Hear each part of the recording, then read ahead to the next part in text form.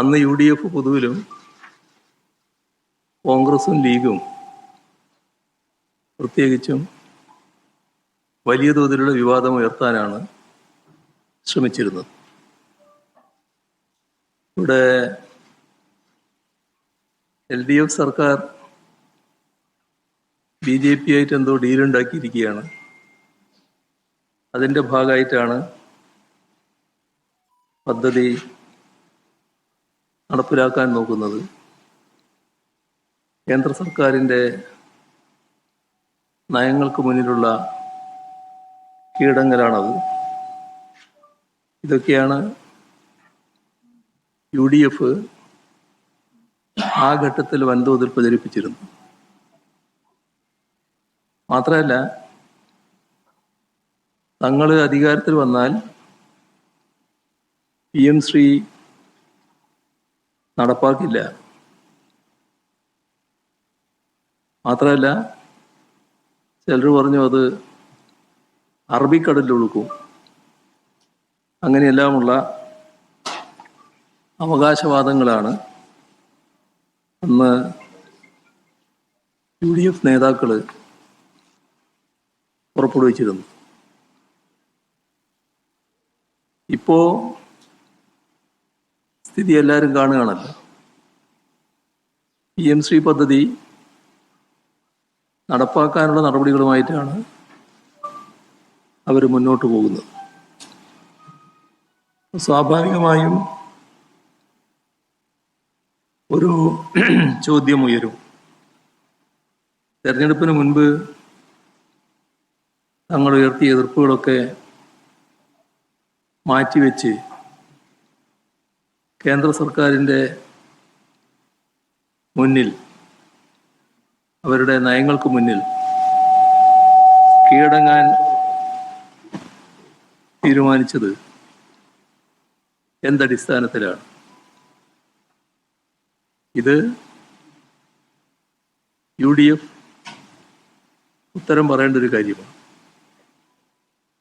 അതിനവര് ഒരു ഉത്തരം ഇപ്പോൾ പറയുന്നതായിട്ട് കാണുന്നുണ്ട്. തെറ്റായ വാദമാണ് അവതരിപ്പിക്കാൻ ശ്രമിക്കുന്നത്. അതിലവർ പറയുന്നത് പഴയ സർക്കാർ ഒരു ധാരണാപത്രം ഒപ്പിട്ടു, അതുകൊണ്ട് ഈ പദ്ധതിയുമായി മുന്നോട്ട് പോകാൻ മാത്രമേ വഴിയുള്ളൂ, അതിൽ നിന്ന് പിന്നോട്ട് പോകാൻ കഴിയില്ല. ഇതാണ് ഇതിൻ്റെ ന്യായീകരണമായി ഇന്നത്തെ ഗവൺമെൻറ്റിൻ്റെ വക്താക്കൾ പറയുന്ന കാര്യം. അപ്പോൾ എന്താണ് വാസ്തവം? ഇവിടെ ഒരു കാര്യം ചിന്തിക്കേണ്ടത്, നമ്മുടെ രാജ്യത്ത് കേരളത്തിൽ മാത്രമല്ലല്ലോ കോൺഗ്രസ് പങ്കാളിത്തം വഹിക്കുന്ന, നേതൃത്വം വഹിക്കുന്ന സംസ്ഥാന ഗവൺമെൻറ്റുകളുള്ളത്. ഇന്ത്യയിലുള്ള കോൺഗ്രസ് നേതൃത്വം വഹിക്കുന്ന എല്ലാ സംസ്ഥാന സർക്കാരുകളും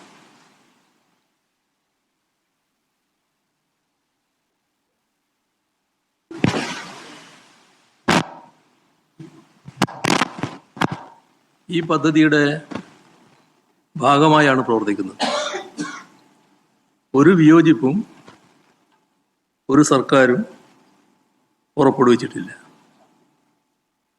അവർ PM ശ്രീ നടപ്പാക്കുന്നു, ഒപ്പിട്ടിരിക്കുന്നു.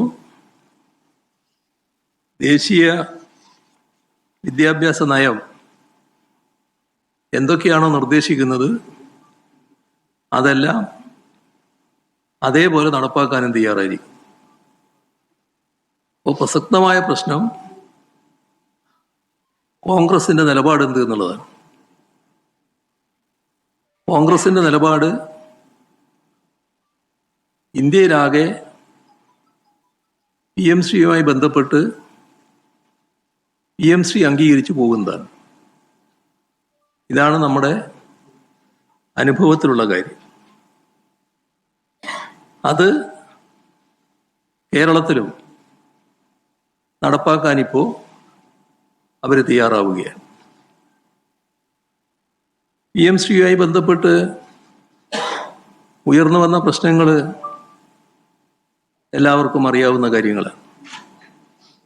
കഴിഞ്ഞ സർക്കാരിൻ്റെ കാലത്ത് PMC ഒപ്പിടാത്തതിൻ്റെ ഭാഗമായി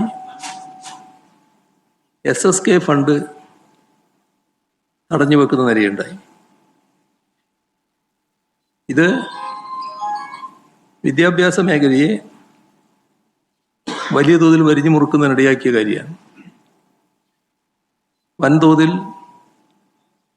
വിദ്യാഭ്യാസ മേഖലയിൽ ചെലവഴിക്കുന്ന ഫണ്ട് SSK മുഖേനയുള്ളതാണ്.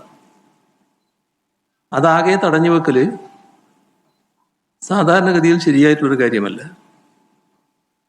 അത് സംസ്ഥാനത്തിൻ്റെ വിദ്യാഭ്യാസ മേഖലയിൽ പണം ചെലവിടുന്നതിന് തടസ്സമായിട്ടാണ് വരിക. ഇത് കണ്ടുകൊണ്ടാണ് അന്ന് പറഞ്ഞതുപോലെ LDF സർക്കാർ അക്കാലത്ത് ഈ പ്രതിസന്ധി ഒഴിവാക്കുന്നതിനായി ഒരു ധാരണാപത്രം ഒപ്പിട്ടത്. പക്ഷേ ആ ധാരണാപത്രം അനുസരിച്ചുള്ള ഒരു നടപടിയും മുന്നോട്ട് പോയില്ല.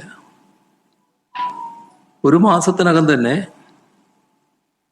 ആ ധാരണാപത്രം പൂർണ്ണമായും മരവിപ്പിക്കുന്ന നിലപാടാണ് LDF സർക്കാർ സ്വീകരിച്ചത്. അതിൽ ഈ പദ്ധതിയുമായി ബന്ധപ്പെട്ട് ഉയർന്നു വരുന്ന ഒട്ടേറെ ആക്ഷേപങ്ങളുണ്ട്. അവയെല്ലാം പരിശോധിച്ചുകൊണ്ട് തുടർ നടപടി സ്വീകരിക്കാം എന്നാണ് LDF സർക്കാർ തീരുമാനിച്ചത്. അതിനായി നവംബർ 12 2025 നവംബർ 12 സംസ്ഥാന സർക്കാർ കേന്ദ്രത്തിന് കത്തയക്കുകയും ചെയ്തു. കത്ത് നിങ്ങളെല്ലാവരുടെയും ശ്രദ്ധയിലുള്ളതാണ്. ആരുടെയെങ്കിലും ശ്രദ്ധയിൽ ഇല്ലാതില്ലെങ്കിൽ അത് ലഭ്യമാകുന്നതിനും പ്രയാസം ഉണ്ടാകും.